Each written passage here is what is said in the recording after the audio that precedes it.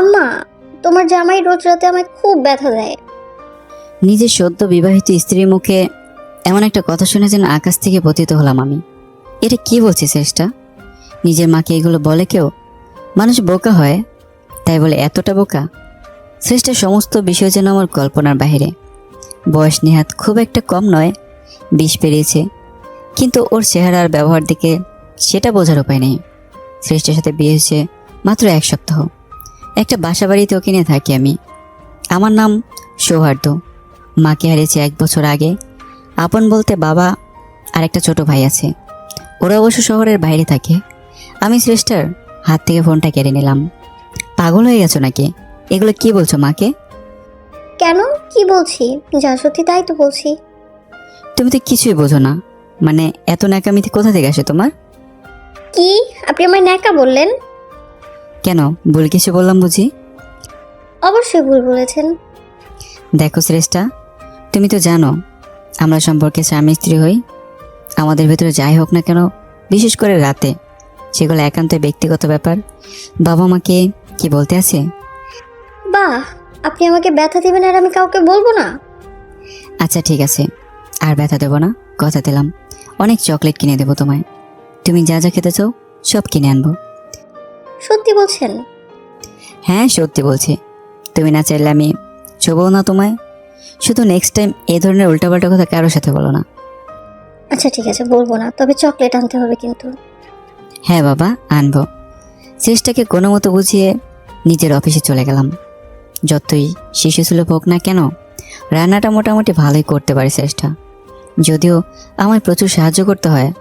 সকাল সকাল রান্নাটা সেরে রেখেছি, তাই বিশেষ কোনো চিন্তা নেই। যদিও বাসায় দুপুরের পরে ফেরবার কথা ছিল, কিন্তু কাজের চাপে বড্ড দেরি করে ফেলেছি। বাসায় ঢুকে দেখি 7টা বেজে গেছে। চারদিকে কোথাও কোনো সারা শব্দ নেই। বেডরুমে গিয়ে দেখলাম শ্রেষ্ঠা অঘরে ঘুমোচ্ছে। না জানি কখন শুয়ে পড়েছে। ভাবলাম জাগিয়ে তুলব, পরে নিজেই সিদ্ধান্ত পরিবর্তন করি। নিজের জন্য কেনা কতগুলো গুরুত্বপূর্ণ ওষুধ রাখার জন্য ড্রয়ারটা খুললাম, কিন্তু এ কি, ড্রয়ারের ভিতর তিল ঠাই পরিমাণ জায়গা নেই। পুরোটা শ্রেষ্ঠার গয়নাগাড়িতে ভরপুর। কতগুলো কাচের চুড়ি, নেকলেস, কানের দুল ইত্যাদি ইত্যাদি। মেয়েটা আসলেই পাগল, নয়তো এত অযথা গয়নাগাটি কেউ এভাবে সাথে নিয়ে আসে? ড্রয়ারের ভিতরে হাত দিতে একটা অদ্ভুত ব্যাপার লক্ষ্য করলাম আমি। এক কোণায় একটা কানের দুল পড়ে আছে। খুঁজে দেখলাম এর অন্য পিস কোথাও নেই। কানের দুলটা দেখে রীতিমতো হাত পা কাঁপতে শুরু করলাম। আর দুলটা হাতে নিয়ে দৌড়ে পাশের রুমে ছুটে গেলাম। আলমারিটা খুলে তার ভেতর থেকে একটা বক্স বের করি। বক্সের ভেতরে একটা কানের দুল। 1 বছর আগে আমি এখানে রেখেছিলাম এটা। দুটো দুল পাশাপাশি রেখে দেখলাম একদম সেম কানেকশন, সেম ডিজাইন, সব কিছু সেম। হায় আল্লাহ, এটা কি দেখছি আমি? পায়ের তলা থেকে যেন মাটি সরে যেতে লাগলো আমার। আজ থেকে 1 বছর আগে আমার মায়ের খুন হয়েছিল, আর সেই খুনি একটা মেয়ে ছিল। অন্ধকারে দস্তাদস্তির সময় যার কান থেকে একটা দুল ছিঁড়ে নিয়েছিলাম আমি। এরপর সে অজ্ঞাতনামা খুনি আমায় ধোঁকা দিয়ে পালিয়ে যায়। নিজের মায়ের খুনিকে আর খুঁজে পাইনি আমি। আজ দীর্ঘ 1 বছর পরে এই কোন পরীক্ষার মুখোমুখি হলাম আমি। এক কানের দুলটা শ্রেষ্ঠার কাছে এলো কি করে? তবে কি? কানের দুলচোরা হাতে নিয়ে বেশ চিন্তিত হয়ে পড়লাম। কি করব বুঝতে পারছিলাম না। হঠাৎ একটা কথা মাথায় এলো আমার। আজ থেকে দীর্ঘ 1 বছর আগে যখন সেই অজ্ঞাতনামা ব্যক্তির সাথে আমার দস্তাদস্তি হয়, ওর কান থেকে দুলটা কেড়ে নেওয়ার সময় আমার হাতে দুল ছাড়াও আরও একটা জিনিস চলে আসে। সেটা হলো তার রক্ত। তার কানের কোনো অংশে ক্ষতিগ্রস্ত হয়েছিল নিশ্চয়ই, আর রক্তের পরিমাণ এতটাই ছিল সে দাগ এত তাড়াতাড়ি মুছে যাওয়ার কথা না। শ্রেষ্ঠ যদি সেই ব্যক্তি হয় যাকে আমি ভাবছি, তবে নিশ্চয়ই ওর কানের দাগটা থাকার কথা। শ্রেষ্ঠের সাথে বিয়ে হয়েছে আমার 1 সপ্তাহ, কিন্তু ও সেইভাবে আমায় কখনো ওর কাছে ঘেঁষতে দিতে চায় না। তাই দাগ থাকলেও চোখ এড়িয়ে গেছে হয়তো। না, আর সময় নষ্ট করা চলবে না। এক্ষুনি গিয়ে ওর কানের দাগটা পরখ করে দেখতে হবে। এই রহস্যের জটটা খোলা পর্যন্ত শান্তি নেই আমার। এই ভেবে নিজের রুমের উদ্দেশ্যে পা বাড়ালাম। আর আগে কানের দোলজোড়া কাপড়ে পেঁচে যথাস্থানে রেখে দেই। বেডরুমে ঢুকে দেখি শ্রেষ্ঠা আপন মনে ঘুমের রাজ্যে বিচরণ করছে। কথায় আছে, ঘুমন্ত অবস্থায় মানুষকে দেখতে বেশি নিষ্পাপ লাগে। এই মুহূর্তে মনে হচ্ছে শ্রেষ্ঠার দিকে নিষ্পাপ মেয়ে পৃথিবীতে কোথাও দেখিনি আমি। ওর মুখে দিকে তাকাতে একটা অন্যরকম মমত্ববোধ কাজ করে। আমি কি শুধুই সন্দেহ করছি ওর উপর? শুধুমাত্র একটা কানের দুল কিছুতে উপযুক্ত প্রমাণ হতে পারে না। নিজের স্ত্রী হিসেবে শ্রেষ্ঠার প্রতি আমার সন্দেহ অরূপ হয়তো অমূলক, কিন্তু আমার মনে দুশ্চিন্তা দূর না হওয়া পর্যন্ত যে শান্তি পাচ্ছি না আমি।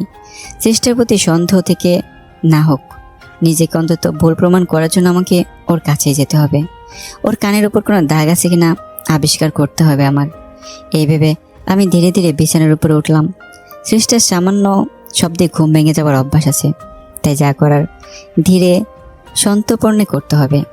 আরও ঘনিষ্ঠ হতেই হঠাৎ শ্রেষ্ঠার ঘুম ভেঙে গেল। আমি অমনি হকচকে উঠলাম।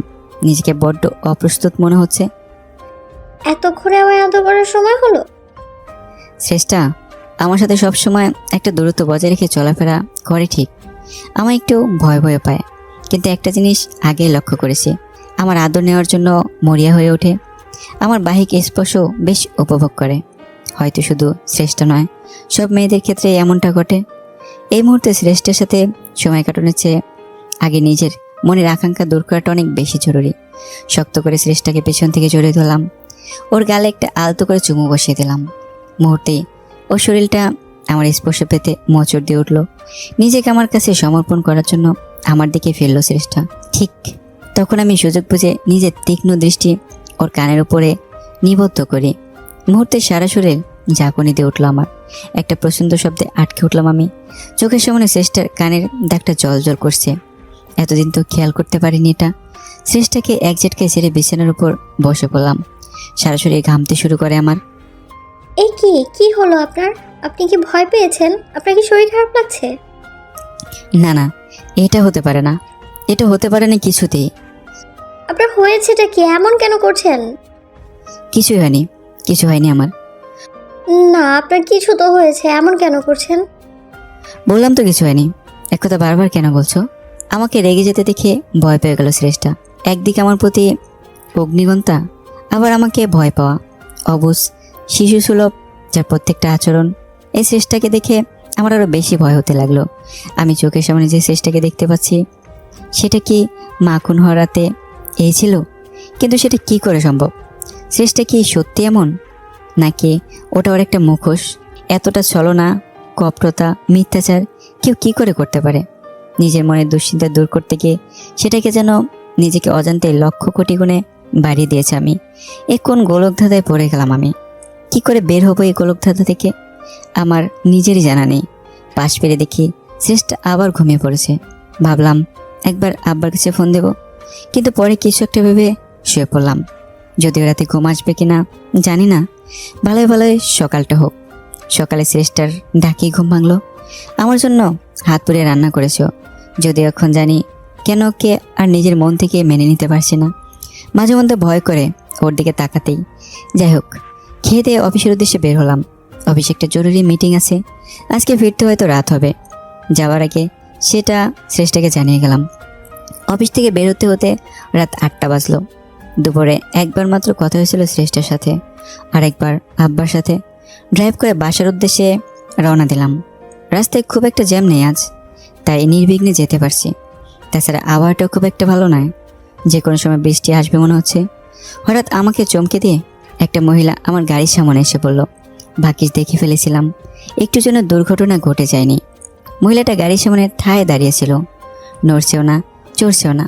হর্ন দিচ্ছি, তারপরেও কাজ হলো না। মহিলার এই অপ্রত্যাশিত আচরণে আরও মেজাজ বিগড়ে গেল আমার। গাড়ি থেকে নেমে পড়ি। এও প্রবলেমটা কি শুনি? কানে শুনতে পার না নাকি?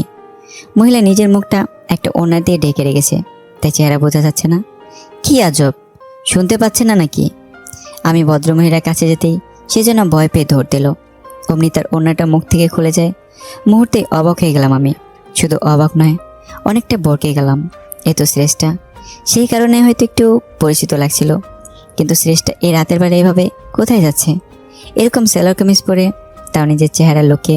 আমি শ্রেষ্ঠার দিকে ছুটে যেতেও দ্রুত একটা ক্যাবে উঠে পড়লো।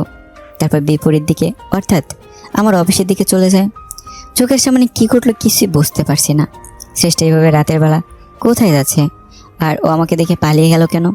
শ্রেষ্ঠা কোথায় গিয়েছে আমি জানি না, কিন্তু আমিও আজ বাসায় গিয়ে বসে থাকবো। ফিরতে তো হবেই ওকে। তারপর দেখি কি উত্তর দেয় আমায়।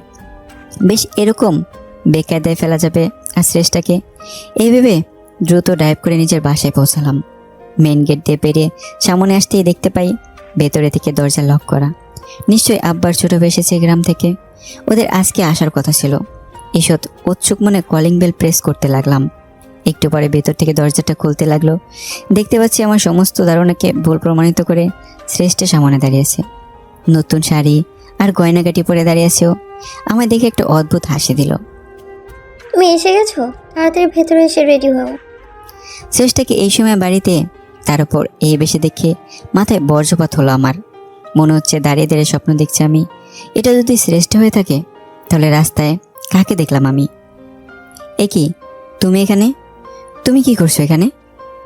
আমি এখানে মানে আপনি কি বলছেন এসব? আমি আমার বাড়িতে থাকবো না তো কোথায় থাকবো? না, এই সম্ভব নয়, কিছুতেই সম্ভব নয় এটা। কি সম্ভব নয়? দেখুন আপনি কি বলছেন, কিছুই তো বুঝতে পারছি না আমি। তার মানে তুমি কোথাও যাওনি? না। কিন্তু আমি যে তোমায় এইমাত্র বলেই থেমে গেলাম আমি। না থাক, আর কিছু বলা যাবে না এই মুহূর্তে। শ্রেষ্ঠ নিজেও অবাক হয়ে যাচ্ছে আমাকে বিচলিত অবস্থায় দেখে। আচ্ছা, আপনার কি কিছু হয়েছে? এমন কেন করছেন? না, আমি ঠিক আছি, আমার কথা ছাড়ো। কিন্তু তুমি এভাবে সেজে গুজে কোথায় যাচ্ছ? আর কোথায় যাব? আজ রাতে ভাবলাম আপনার সাথে একটু বেরোবো, কিন্তু এখন আপনাকে যেরকম দেখছি, থাক, আরেকদিন যাব। শ্রেষ্ঠের সাথে বাসার ভিতরে ঢুকলাম আমি। ওর সমস্ত ব্যবহার আচরণ রীতিমতো অবাক করে দিয়েছে আমায়। রাস্তায় যে মেয়েটার সাথে দেখা হলো তার কথা মাথা থেকে সরাতে পারছি না কিছুতেই।